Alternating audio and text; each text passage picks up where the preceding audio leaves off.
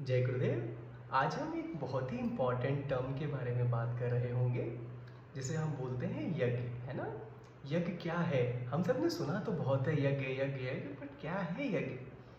और हम सब अक्सर हवन को यज्ञ से बहुत कंफ्यूज करते हैं। हम सबको लगता है हवन और यज्ञ सेम चीज़ है ना। तो हवन, सबसे पहले ये जान लेते हैं कि हवन क्या होता है। हवन बेसिकली क्या होता है कि हम किसी भी पूजा में, आपने देखा होगा, हम अग्नि को प्रज्वलित करते हैं और उसमें मटेरियलिस्टिक थिंग्स डालते हैं ना, जैसे हवन सामग्री डाली, ये सब डाला है और, है ना, और भगवान से प्रार्थना करते हैं। तो ये तो हो गया हमारा हवन। अब यज्ञ क्या है?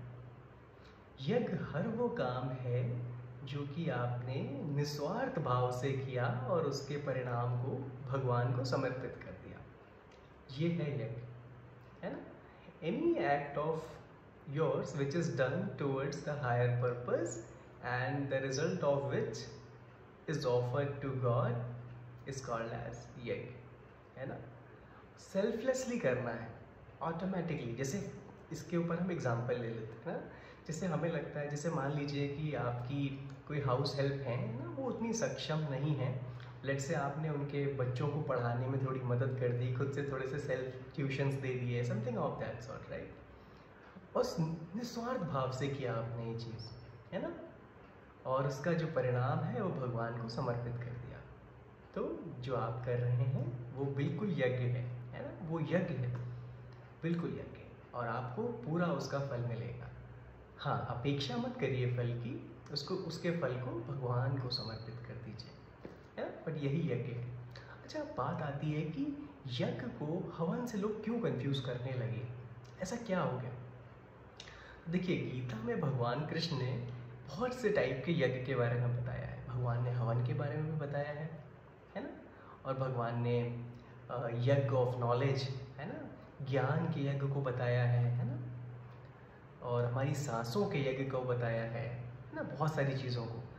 तो जिसको हम प्राणायाम कहते हैं एक्चुअली, वो हम बाद में कवर करेंगे। तो क्या हुआ कि लोगों ने जो है ना उस एक बात को पकड़ लिया और एक चीज़ आगे चलती चली गई कि हमें लगता है कि हवन ही यज्ञ है। हवन इज़ वन ऑफ अ यज्ञ।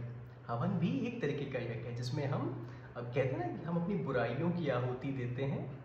We sacrifice our bad things to Agnidev, और उसे हम यज्ञ, उसे हम हवन कहते हैं। इट्स ऑल्सो काइंड ऑफ यज्ञ, वो भी एक तरीके का यज्ञ ही है।